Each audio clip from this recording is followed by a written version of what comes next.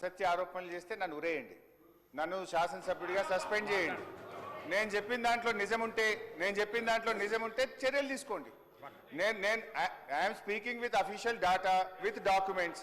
ఇప్పుడు తప్పు నాదైతే నన్ను ఉరేయండి, లేదు తప్పు దీనికి బాధ్యులు ఎవరు, రాష్ట్ర ఖజానాకు కొల్లగొట్టింది ఎవరు, రాష్ట్ర ఖజానాకు రావాల్సిన డబ్బులను అన్యాయంగా అక్రమంగా క్రషర్లు నడిపి ఎవరైతే నడుపుతున్నారో వాళ్ళనే చర్య తీసుకోండి.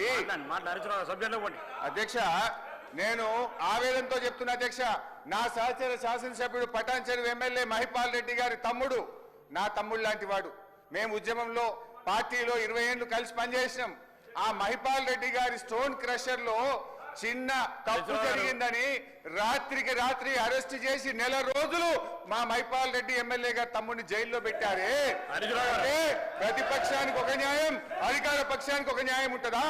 సార్ అధ్యక్ష, sir I'm not yielding sir, please sir.